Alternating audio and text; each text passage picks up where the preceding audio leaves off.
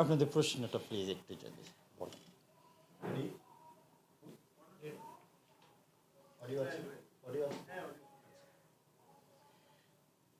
অভিযোগ এসছে গত 9 তারিখের পরীক্ষা নিয়ে। তো অভিযোগের প্রেক্ষিতে এখন শিক্ষার প্রার্থীরা এখন মানববন্ধন করছে।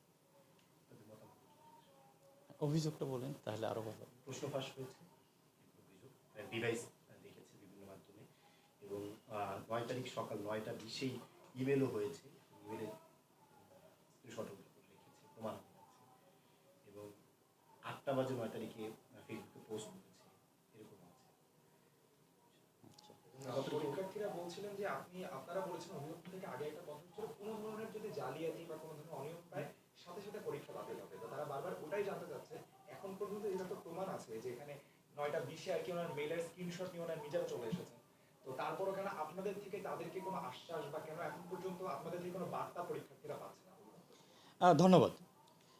প্রথমত, পরীক্ষা প্রশ্নপত্র ফাঁসের বিষয়ে আমরা সর্বোচ্চ সতর্কতা অবলম্বন করেছি এবং বাংলাদেশের যতগুলো গোয়েন্দা সংস্থা আছে আমরা সবাইকে দায়িত্ব প্রদান করেছিলাম।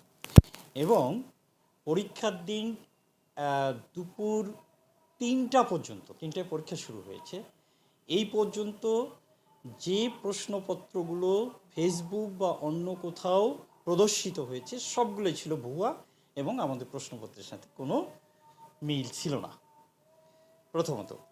দ্বিতীয়ত হলো, পরবর্তীতে আমাদের জেলা প্রশাসক 61টা জেলা প্রশাসকেই এবং একই সাথে গোয়েন্দা সংস্থা আমাদেরকে জানিয়েছে যে প্রশ্ন ফাঁস কোথাও হয়নি এবং এই ধরনের কোনো অভিযোগও নাই। আচ্ছা, আপনারা যে কথাটি বললেন যে মেইলে এসেছে 9টায়, এটা আমাদের একেবারে জানা নেই, এটা আপনারাও আমাদেরকে কেউ বলেননি। দ্বিতীয় যে বিষয়টা এসেছে, নকল, ডিজিটাল ডিভাইস ব্যবহার করে যে নকলটা, এটা আমরা এতটাই সক্রিয় ছিলাম, সারা বাংলাদেশে আপনারা দেখেছেন 207 জন কিন্তু বহিষ্কার হয়েছে, তাদেরকে গ্রেপ্তার করা হয়েছে, নিয়মিত মামলা দেওয়া হয়েছে, কোথাও কোথাও ভ্রাম্যমাণ আদালতের মাধ্যমে তাদেরকে শাস্তি দেওয়া হয়েছে।